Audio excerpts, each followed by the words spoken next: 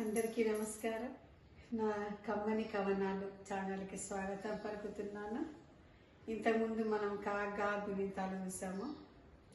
ఇది పిల్లలకు నేర్పించడానికి, ఎవరైనా తెలుగు నేర్చుకోవాలనుకున్న వాళ్ళకి ఆ గుణింతంతో పాటు ఆ గుణింతంలోని కొన్ని అందమైన కమ్మని వాక్యాలను కూడా మనం గమనిస్తూ ఉంటాము.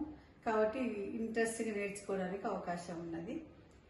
ముందుగా ప్రతి ఒక్కరు నా ఛానల్ని సబ్స్క్రైబ్ చేసుకోగలరని, కామెంట్ బాక్స్లో మీ అభిప్రాయాలను వ్యక్తం చేయగలరని కోరుకుంటూ గుణింతంలోకి వెళ్దాము.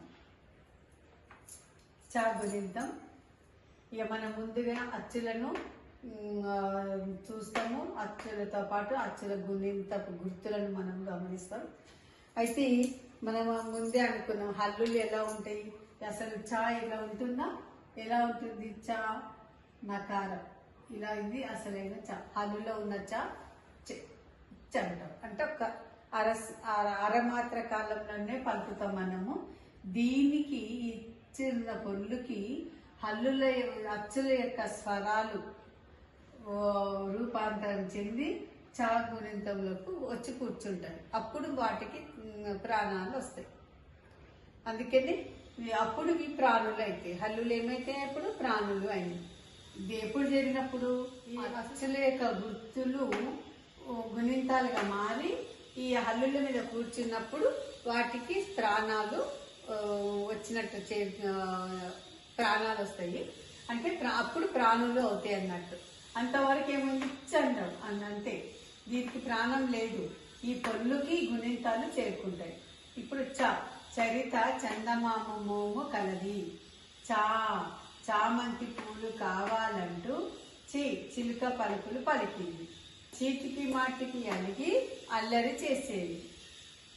చుట్టాలింటికి అమ్మతో పోయింది. చూసి రమ్మంటే కాల్చి వచ్చేది.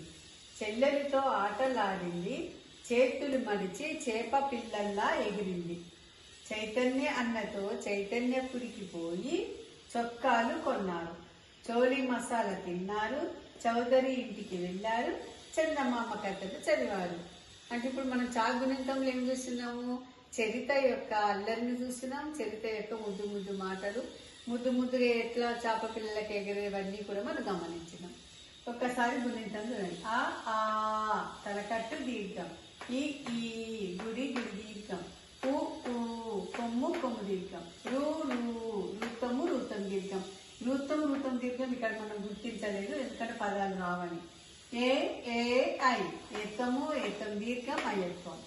ఓ ఔ ఓత్తము ఓత్తం దీర్ఘం అవత్వం. అహా చన్ సున్న విసర్గ. చా చి చూ ఎట్లా వలుపుతున్నాము, ఇవట్నే వలుపుతాం. ఐ చై. ఓ ఔ చౌ. అహా చం చహ. ఇది అండి మనం చా గుణింతంలో చూసిన పదాలు.